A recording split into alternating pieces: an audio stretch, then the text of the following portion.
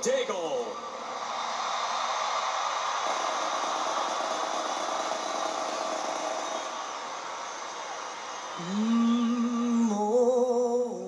Say, can you see by the dawn's early light what so proudly we hailed at the twilight's last gleaming, whose broad stripes and bright stars through the perilous fight o'er the ramparts we watched were so gallantly streaming, and the rocket's red glare, the bombs bursting in air, gave proof to the night that our flag was still there. Oh, say does that star-spangled banner yet wave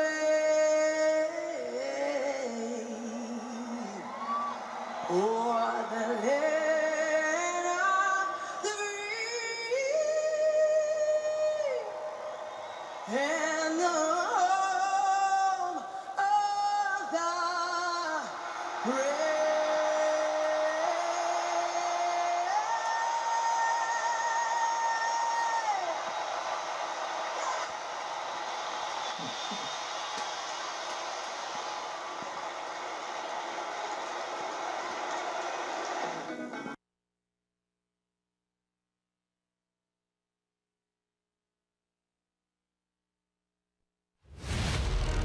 You are here because you have seen the imminent destruction of the United States of America as we know it. It began with COVID. It began with fear. We were forced into lockdown. No work, no school, no social interactions. The only form of communication was social media and mainstream media, both of which are compromised. Then the stimulus checks were sent out to quell us, to keep us calm. Then tracking and tracing was implemented. Then riots began. Then the defunding of our law enforcement. Then the systematic destruction of our historical monuments. This is no longer about a virus. This is about control. This is about the destruction of the constitutional republic our forefathers fought and died for 244 years ago. They want us to keep the fight on social media, where they control the narrative. They want us in our homes, muzzled with masks, arguing with our friends over what happens next. They want us afraid. They want us to feel helpless. They want us to wait until the fight comes to our homes, our house, so that one at a time they can slowly pick us apart. They want to make an example of us and do it while we're not organized, while we're not in great numbers or in masses. This is not about a virus. This is about division. This is about taking away our freedoms one at a time, slowly, so that by the time we recognize what's happening, it is too late. You are witnessing the destruction of the republic and the installation of socialism and communism. But you are here because you've seen this all coming. You are here because you have a voice that has not been heard. You are here because you are the lifeblood of this great nation. We are the silent majority, and we are done being silent. For massive change to occur, massive action must be taken. I want you to remember this. It comes straight from our Declaration of Independence. That whenever any form of government becomes destructive of these ends, it is the right of the people to alter or to abolish it. It is their right, it is their duty to throw off such government and to provide new guards for their future security. This fight is in your hands. The success of this mission is in your hands. Nothing like this has ever been done before. And I'll say it again. We are the silent majority. We are limitless. We will succeed. This is our country, and we are taking it back. Patriots, this is your call.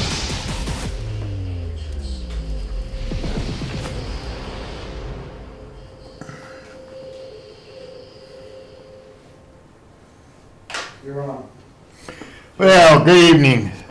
Welcome to Freedom Forum on the 20th of January. Historical day, actually. Very historical day. We've had the changing of the guard today. And you all know I'm a conservative, so it wasn't a happy day. Totally. What I need to do is say a prayer now. Dear Lord, I ask that all of my fellow patriots keep their chins up, keep your faith up, be strong, stand up for what we stand for the patriotism, for the love of our country, the freedoms, and all the things that come with that. We pray for the other side that they may change the way they look at things. Power and money will never be the answer in anyone's life. But God is in control. And God has given us a wake-up call to start looking to God, put God back in everything, which will be a challenge now with what's taken place in our country. I pray for all of our families, all of our representatives, all the senators, and I pray most of all for Trump and his family, who for 4 years took a lot of abuse and accomplished a lot of things. In your name we pray. Amen. Coming up a week from now,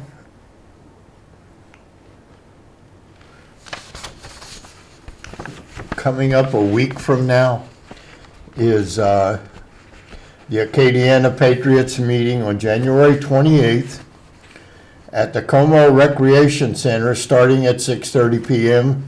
The doors will be open at 6 o'clock. And that Como Recreation Center is located on 411 Bluebird Drive. It's right by the new Lord's Hospital. We will have as our speaker Lafayette Mayor President Josh Gilry, who will update us on his first year in office and what is ahead for Lafayette in 2021. Also speaking, we will have Josh Carlson, Parish Councilman, speaking on what is going on the parish side of the council. Attending will be John Gilbo, newly elected chairman for the Parish Council, Andy Knockan, City Councilman, and former State Senator Elbert Gilry. There will be a Q&A and a time for networking. This is a great opportunity to meet and question the council. I got just about 50% of the council there. God bless all of you. Please come out and show support for your Acadiana Patriots. Be greatly appreciated. I'm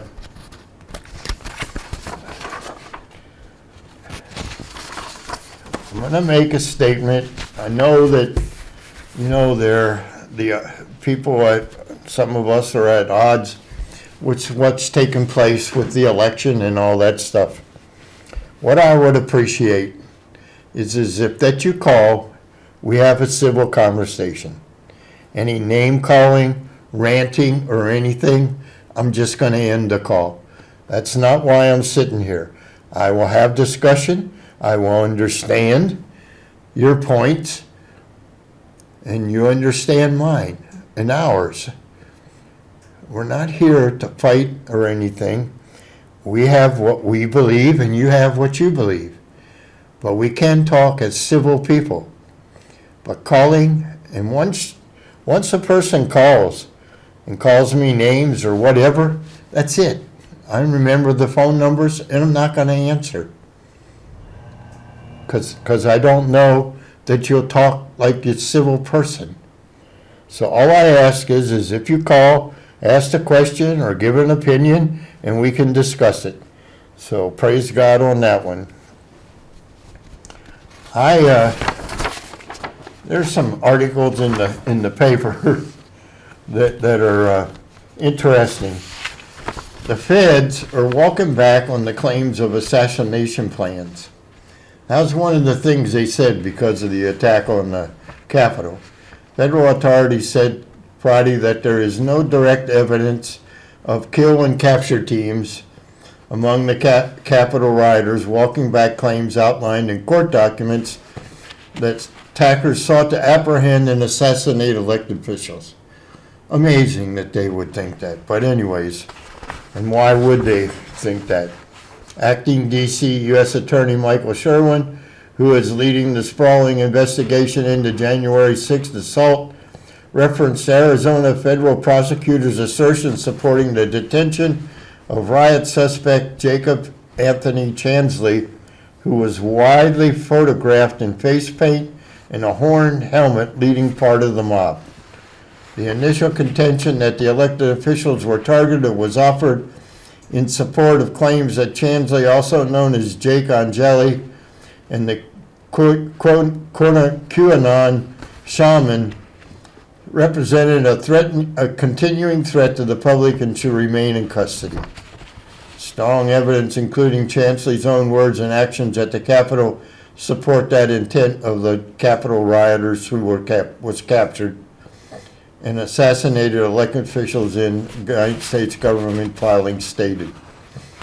Chansley, who used a spear to fight Capitol Police during the attack, was expected in Phoenix federal court later Friday for detention. I mean, we saw what happened. I think it's quite interesting that all these years the Democrats fought about putting up walls. What did D.C. just look like? There were walls around everything. You couldn't get inside to the Capitol without the right credentials. I mean, 26,000 National Guard and air support? Really? And these are the people that want to knock down the wall and protect it. But most of them live in gated houses with walls. Interesting how hypocritical things can be. Cal Thomas wrote this article. It says, foolishness continues in the Dems' House. This is very interesting. House Democrats keep coming up with ideas that are bound to sink their already low approval ratings to the new deaths, possibly giving Republicans a majority in 2022 election. A representative body that has been unwilling to fix problems confronting the country has come up with a new set of rules for the 117th Congress that defy logic and further diminishes the value of humankind. I would have to say that mankind, but Speaker Nancy Pelosi's new House Rules package, in an effort to honor all gender identities, will now use pronouns and familial relationships that are gender neutral. That sounds like a modern version of George Orwell's Newspeak, which Orwell defined as his effort by a fictional totalitarian regime to limit vocabulary so as to diminish the range of thought. Apparently, this works for the House Democrats. in their unrelenting effort to be inclusive, the new Democrat rules promoted by Pelosi do away with terms such as man, woman, mother, son, and daughter. They better ban the Bible too, which includes these words. Genesis tells of how God made man in his image, male and female. How behind the times was he? The old words, writes Town Hall, will be swapped by words such as parent, child, sibling, spouse.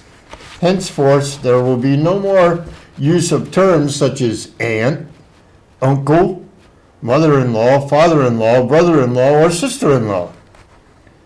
Shouldn't House Democrats also remove "In God We Trust" from behind the speaker's chair? From our money too? Atheists don't believe in God. Doesn't inclusion demand their beliefs also be respected? The House restrooms are bound to be next, along with doing away with gender-specific changing rooms in the House gym. How comfortable will a female member or staffer be when she, oops, sorry again for that pronoun, walks into the restroom and finds several people formerly called men already in there in the House? Perhaps to satisfy general neutrality, will she have to say to whom it may concern? And it goes on and on. The new rules package also includes a promise to provide fighting COVID-19 and allows members to carry firearms at the Capitol. How did that one get through when President-elect Biden wants more gun laws? I can hear it now when the House Sergeant announces the arrival of the President for his, it's State of the Union address. No more Madam Speaker or future Mr. Speaker, just Speaker.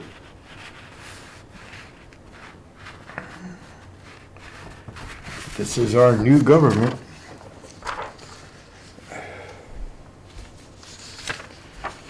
I'm going to play a video. I know some of you are going to not be happy.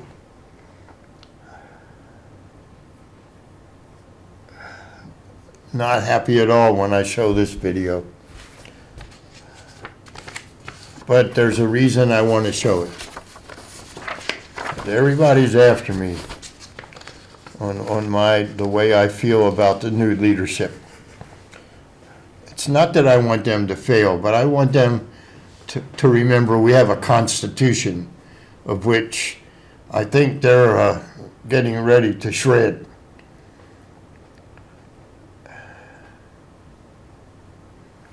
So let's go, and this video is called "The Next Time They're Trying to Paint Trump." But Trump is not our president anymore. I understand that.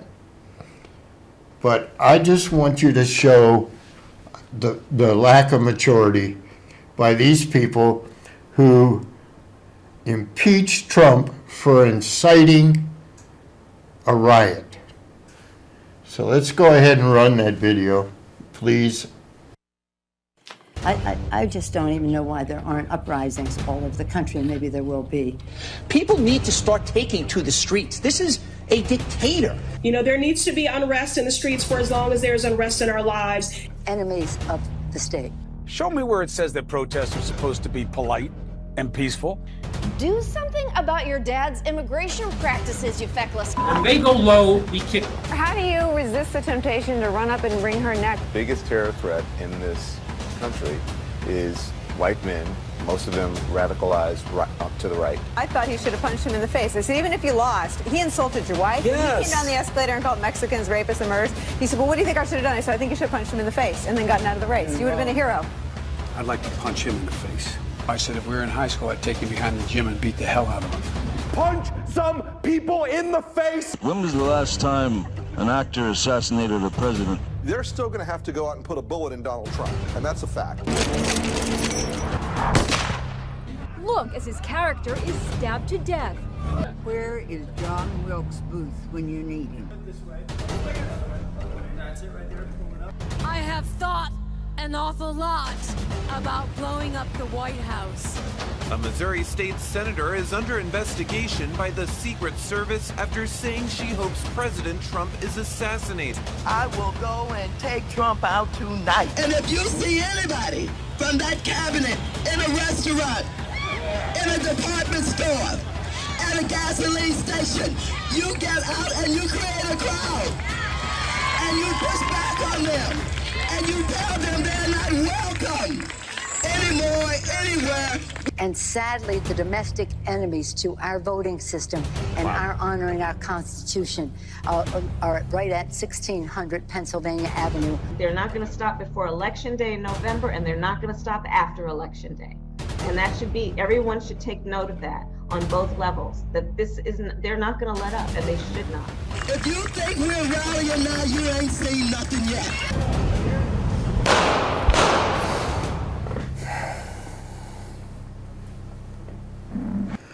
I showed that video because this is now you're in a lot of the representatives, the president, vice president, and Nancy Pelosi, all with resounding, threatening accusations towards Trump.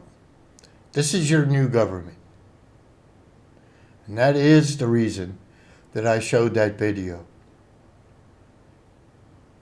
I don't think I ever heard Trump make an outright threat. Maybe he made some comments he shouldn't have, but never a life-threatening threat that I can recall. And if he did, fine. Let me know. So, in the Advocate today, or yesterday, the title of this in the opinion section just caught my eye.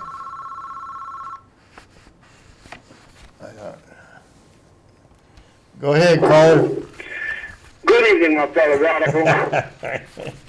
I'm not going to be too long. I'm getting ready to leave, so I want to call in early.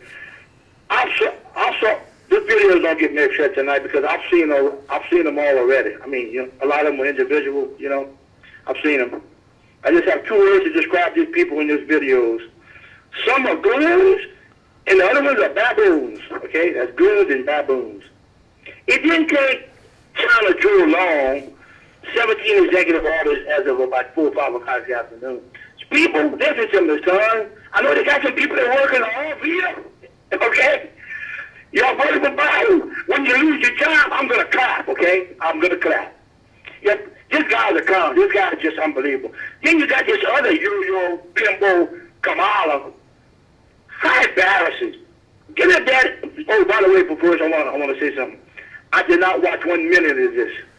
Clown service, okay? Inauguration. Trust me. We're together. I didn't watch that 1 minute. I didn't watch that crap. But I was told by more than one person that watched it. They were just laughing, couldn't hardly hold themselves together. The vice president, well, she's not my vice president. The illegal vice president, Kamala Harris, didn't even know the words to the off. Are you kidding me?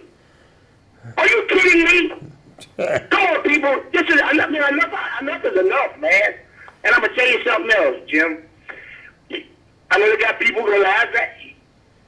Call me crazy. I'm telling you, and I can't get. I'm telling you, I got some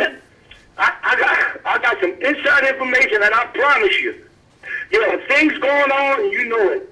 Matter of fact, I got something that I want to show you when I get a chance. If you're on Facebook, I'm gonna send it to you. But anyway, there's things going on behind the scenes. I'm telling y'all, in a few months, Donald Trump could be back in the White House. Okay, trust me. There's a big shock coming. Okay. There are thousands of indictments right now going on. I'm not going to spill on the bean. Y'all can laugh. Oh, that LG's nuts. Okay. Just remember what I'm telling you on January the 20th today. Okay. This is not over. Trust me. It don't make a ref's ass that he got inaugurated. Trust me. He is not gonna be the president, okay? Y'all trust me on this. Believe me, Jim, I got some stuff I'm gonna get with you. Okay. Maybe this week or next week, and I'm gonna talk to you and take the thing and show you some things, okay? Trust me. That's all I got to tell y'all. And the last thing I want to say, as we speak, there's a caravan on its way already. Oh, yeah. Caravan way already. Uncle Sugar coming. Anyway, I'm going to let you go. I'm going to catch you next week. But All right, buddy. Thanks for the call. I just can't. Trump and us, we're going to have the last laugh on this. Trust me, Jim. I'm putting my life on this, okay? Hope Talk to so. you later. Thank you, man. All right, later. Bye. That's from the studio.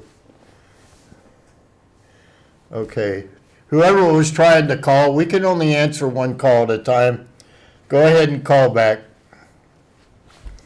But anyways, this article says the end of the nightmare of Trump's presidency, which caught my eye and was written by George Will, who is with the Washington Post, so that can explain a lot of things. The autopsy of Donald Trump's presidency can proceed from an early example of his memorable utterance on his 13th day in office. The first day of Black History Month, he said, "Frederick Douglass is an example of somebody who's done an amazing job and is getting recognized more and more, I notice." Now, Frederick Douglass was a really good guy. His word salad was interesting, not because it revealed his pristine ignorance concerning the African-American leader who died in 1895.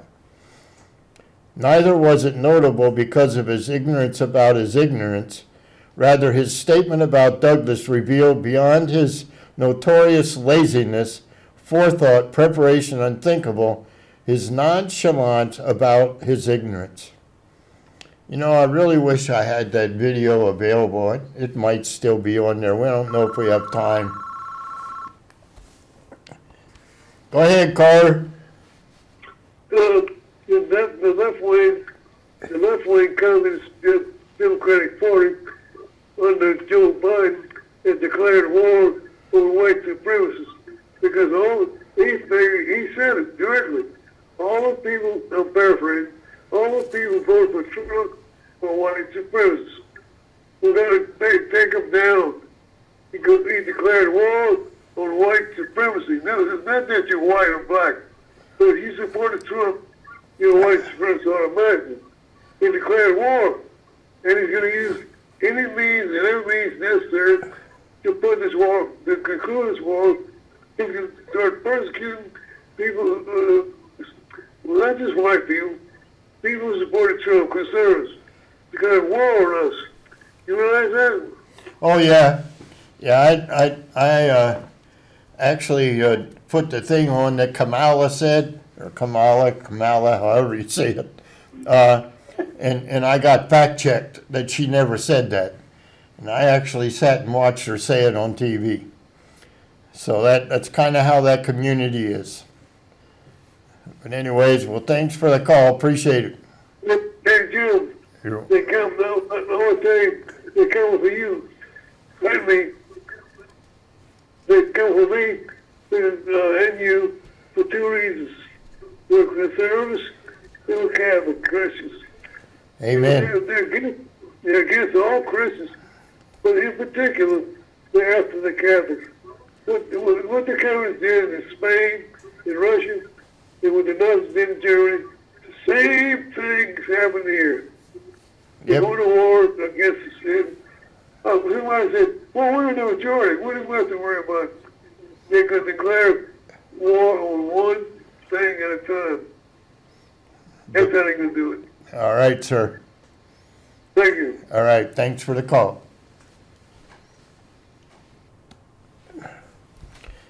So reading further in this, we could have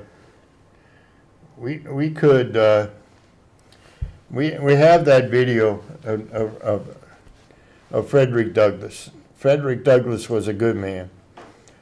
This gave him an immunity to embarrassment. What part of this, reading this whole article, it's what Trump has put up with for 4 years. True or not? Everything he's done, they always find something wrong. As Trump's 4-year snarl ends, recognize that the least intellectual president had a mentality such as the seepage of an intellectual fashions in empty receptacles, akin to that which has closed the academic mind. To people whose social theories and politics are infused in postmodernism, Trump has been like a god, not because of his perfect goodness or infinite mercy, but because he is the explanation of everything. Actually, postmodernists are part of the explanation of him. Really? I just, this really caught my eye. I mean, I would like to, what do I do with that list now? Here it is. Everybody says Trump didn't accomplish anything. I would love to have a Democrat tell me exactly what the Democrats have accomplished for you, the people, in the last 4 years. First impeachment should have never happened. It was all a lie. It took a year. Now, they're so afraid of Trump. Oh, don't say that, Jim. They're so afraid of Trump that they did a 2-day impeachment, violated all the rules, bypassed all the procedures, and took a vote without an investigation or anything. Now, you tell me that isn't revenge by Nancy Pelosi. I'm sorry. Big time revenge. Fear of Trump. They want to get that done so that he cannot run again in 2024. That's the whole purpose. For no federal office. Well, I hate to tell the Democrats, he may not run for office, but he's not going away. You cannot do what they've done and get away with it. I mean, I will give the Democrats this. If they say they're a Democrat, they're a Democrat. But on my side of things, the Republicans, and what I've seen in the sham over the last 3 or 4 years, people like McConnell, people like Cassidy, they shouldn't have Republican behind their name. You got Murkowski, Collins, Romney, all say they're Republicans. They're not Republicans. They should just put a D behind their name and be a Democrat. I want to go through a list made by Sean Hannity, President Trump's accomplishments.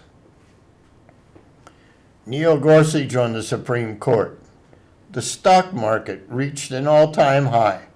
Consumer confidence, a 17-year high.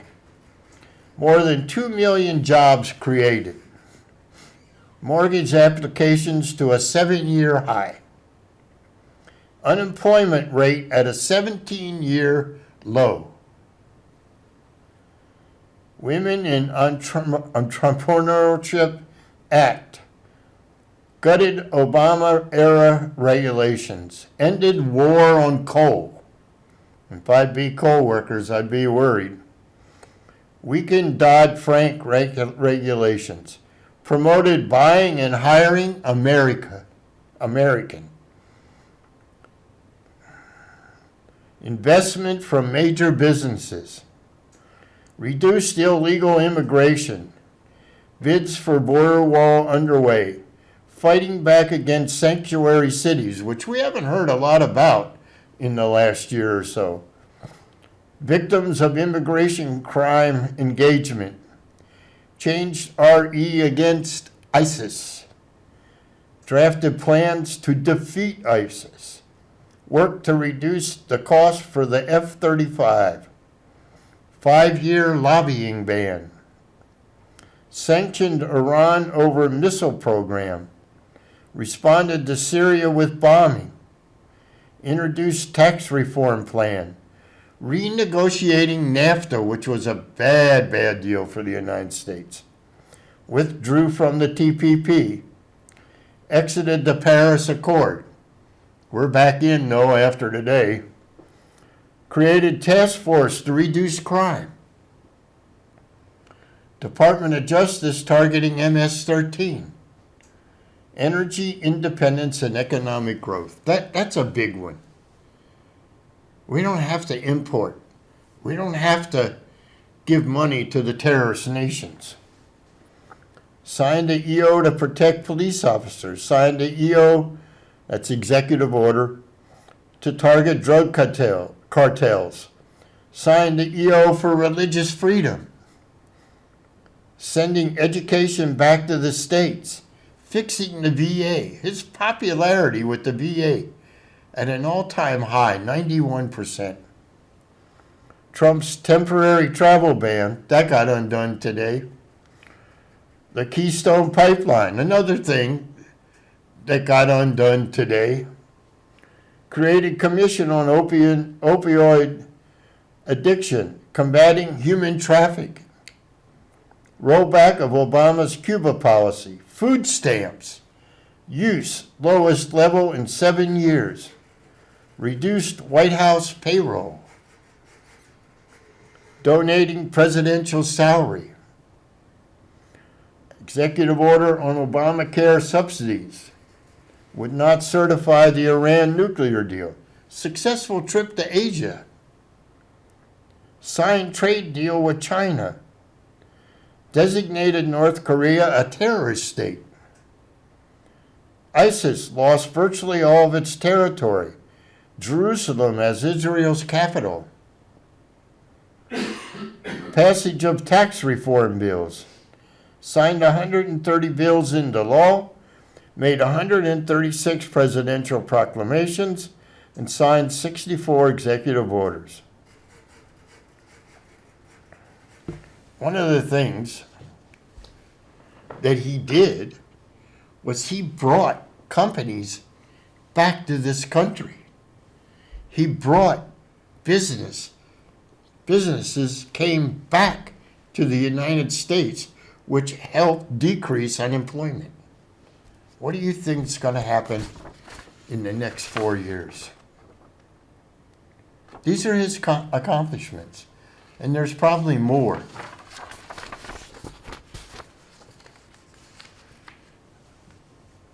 This was an article that a friend sent to me. Probably be surprised that I'm reading it on air, but I'm gonna. It's pretty interesting. Mario Murillo, I guess I'm gonna blast that. Huh? Murillo Ministries. The title is The Stupidest Idea Ever.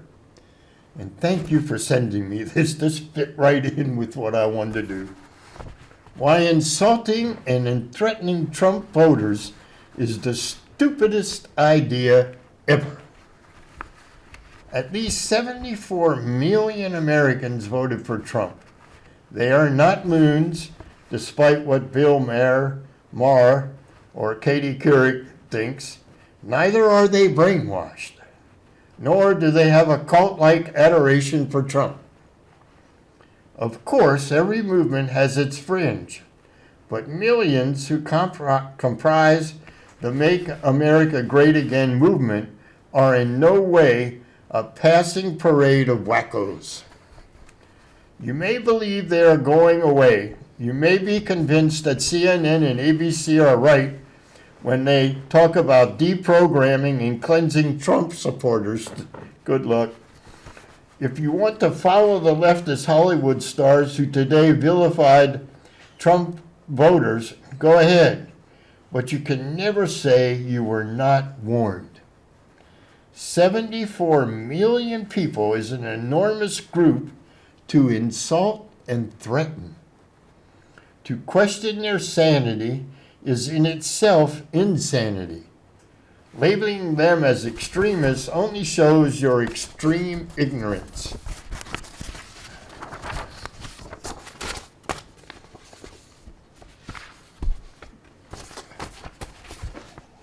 How long is that capitalism versus socialism video?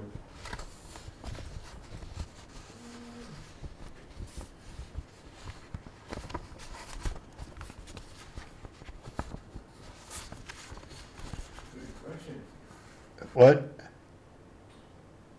It should be 5 minutes. 5 minutes? But I'm gonna have to pull it up. Okay. Above all, Because you, let's see, did I just didn't see you put it in. above all, consider this. There will be backlash, and I'll explain why in a moment. What you must understand is that the very first victims of this backlash will be Joe Biden and Kamala Harris. For obvious reasons, I should not even be letting this out of the bag, but railing against Trump supporters will make it impossible for Biden to succeed. Joe, you will be hampered every step of the way if you keep attacking Trump people. At first, there will be a lull. Trump will go golfing. Folks will hang up their MAGA hats. For the moment, mine sits on my desk. Corporations and banks will give in to woke threats and ban products and try to cancel folks like Mike Lindell, the My Pillow man. 5 minutes? Okay, thank you. Now, Mike Lindell today, Bed Bath & Beyond and Kohl's stores are going to stop selling his stuff. You can do what you want with that. Here we go again for supporting Trump. And at first that will work, but then look out. Remember when the LGBTQ people tried to put Chick-fil-A out of business? And soon the opposite happened. As folk lined up for hours to buy their food, the same will happen to Bed Bath & Beyond and Kohl's, but in reverse, for banning My Pillow products, and it will happen to any corporation that tries to cancel Trump voters. Here's why. By attacking them, Democrats are in reality galvanizing an intelligent group of people to act as a single unit. These are not hayseed backwater buffoons. These are educated business owners. These are middle-class families with deeply held beliefs. They are black and brown people who were faithful Democrats, but who saw the light and left the plantation. Like that one. All these people have one thing in common. They came by their convictions slowly and deliberately. That means you only motivate them when you insult them for being racist, cultists, and Nazis, because they more than anyone else know how a big lie insults are. Boy, tongue's just not working. 74 million people is not a lot of influence and buying power. 74 million people who believe something fishy happened on November 3rd represent a lot of investigative power. Somewhere, someone who knows something is going to crack, and then it's game on. 74 million people will not let an issue go as a congressman's worst nightmare. They can run, but they cannot hide. And if they want to be reelected, they had better listen. 74 people remember who closed all those small businesses and why. Go ahead and enjoy the law. Repeat the mantra over and over to yourself until you believe it. It was a fair and free election, and everyone believes it. Everyone, that is, except the 100 million Americans whom the polls show don't believe it.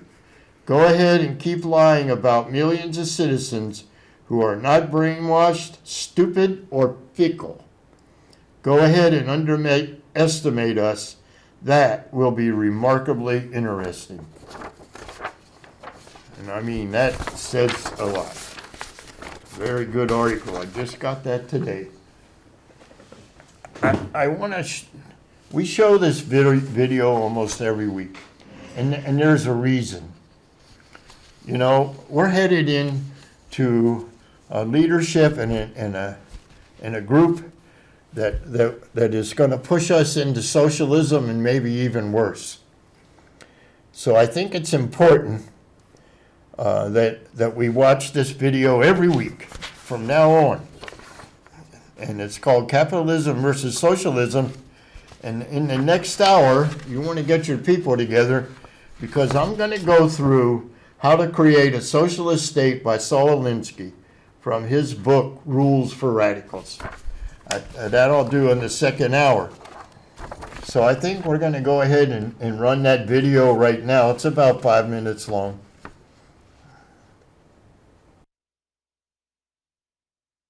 Capitalism versus socialism.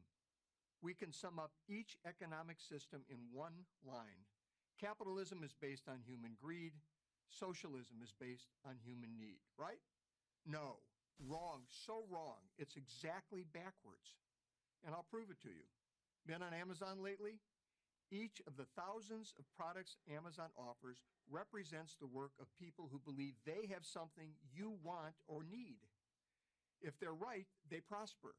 If they're wrong, they don't. That's how the free market works. It encourages people to improve their lives by satisfying the needs of others. No one starts a business making a thing or providing a service for themselves. They start a business to make things or provide services for others. I speak from personal experience. When I was the CEO of the company that owns Carl's Jr. and Hardee's restaurant chains, we spent millions of dollars every year trying to determine what customers wanted. If our customers didn't like something, we changed it, and fast. Because if we didn't, our competitors would, pun intended, eat us for lunch. The consumer, that's you, has the ultimate power. In effect, you vote with every dollar you spend. In a socialist economy, the government has the ultimate power. It decides what you get from a limited supply it decides should exist. Instead of millions of people making millions of decisions about what they want, a few people, government elites, decide what people should have and how much they should pay for it. Not surprisingly, they always get it wrong. Have you ever noticed that late-stage socialist failures always run out of essential items like toilet paper? Of course, this isn't a problem for those who have the right connections with the right people. Those chosen few get whatever they want. But everyone else is out of luck. Venezuela, once the richest country in South America, is the most recent example of socialism driving a prosperous country into an economic ditch. Now, maybe you think it's an unfair example. I'm not sure why, but okay. We'll ignore the fact that leftist activists celebrated it as a great socialist success right up until it wasn't. But what about Western European countries? Don't they have socialist economies? People seem pretty happy there. Why can't we have what they have? Free healthcare, free college, stronger unions. Good question, and the answer may surprise you. There are no socialist countries in Western Europe. Most are just as capitalist as the United States. The only difference, and it's a big one, is that they offer more government benefits than the U.S. does. We can argue about the cost of these benefits and the point at which they reduce individual initiative, thus doing more harm than good. Scandinavians have been debating those questions for years. But only a free market capitalist economy can produce the wealth necessary to sustain all of the supposedly free stuff Europeans enjoy. To get the free stuff, after all, you have to create enough wealth to generate enough tax revenue to pay for everything the government gives away. Without capitalism, you're Venezuela. In a 2015 speech at Harvard, Denmark's prime minister took great pains to make this point. I know that some people in the U.S. associate the Nordic model with socialism. Therefore, I would like to make one thing clear. Denmark is far from a socialist planned economy. Denmark is a market economy. So when you point to Denmark as a paragon of socialism, you're really singing the praises of capitalism. The more capitalism, the less socialism you need. Look at America since 2017. A policy of lower taxes and less government regulation, that's more capitalism, has led to a robust economic expansion, something thought impossible just a few years earlier. Unemployment, notably among minority groups, typically most at risk for poverty, is at a generational low. Economic expansion gets people off welfare and into work. That's less socialism.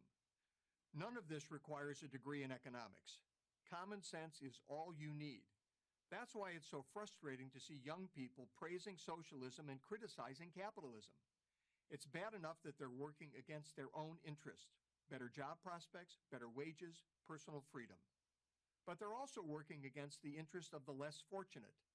Capitalism leads to economic democracy. Socialism leads to the economic dictatorship of the elite. Always and everywhere. So beware what you ask for. You just might get it. I'm Andy Puzder, the author of The Capitalist Comeback for Prager University.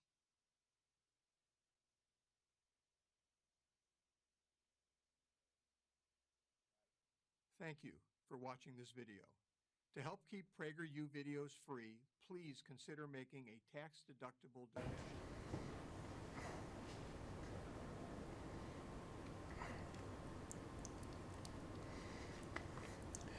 It's a very informative video that shows you how the differences and what socialism means. There are some things in the second hour more so that I'll cover. I want people to understand that we need to wake up. You need to understand exactly what is going on today. I'm going to go through how to create a socialistic state by Saul Alinsky. And then I will have Biden's day one executive orders agenda to include health, equality, climate change, halt Trump legacy orders, and a whole bunch more. He actually signed 15. I couldn't find the additional 3. It was done late in the day. But I have 12 of them that I know he signed, and I'll explain. The thing is that he's going to undo a lot of the good things that have done. I know one of the things they want to do is do away with the tax cuts. Now, I had somebody tell me tonight that won't affect me. That'll affect everybody. The Trump tax cuts put more money in people's paychecks. That's going away, people. It's going away. I do TurboTax. I got a feeling in about 2 weeks or 3 weeks I'll have a upgrade that'll take a half hour, because I'm sure the tax structure is going to change. On a local note, people need to get out. This is an opportunity, not in the atmosphere of a meeting at the Lafayette Council, and meet with these people. It should be very interesting. With Josh's first year in the books and what's down the road. I have some stuff on that. Might touch base on that a little bit right now. It says Lafayette City Councilman pushes for the creation of a new committee on deconsolidation. Pat Lewis is the one. Protect the City Committee. I like that. What it is, what it comes down to, and maybe if I have time, I'll get a little more extensive into it, but what it comes down to is they want a mayor for the parish and a mayor for the city. But it really comes down to the fact that it's being pushed that a lot of the tax dollars collected in the city go to the parish. And that's kind of it's not a real, the committee, it says, would be tasked to examine topics ranging from the city council's best approach at protecting city tax dollars to protection of the ratepayer-owned Lafayette utility systems, to expenditures of city tax dollars outside of its limits, to whether consolidation or deconsolidation benefits the city of Lafayette, and much more. So that's kind of what is going on. There's other things that are taking place, and a lot of that got shut down last night and delayed or curtailed or whatever you call it. But it's a lot going on in the city, and so you need to keep an eye on that too. But like I said, when we come back, we'll share a couple of videos to start off the second hour, and then I'm going to talk about Saul Alinsky's rules for radicals, because that is what the left follows, big time.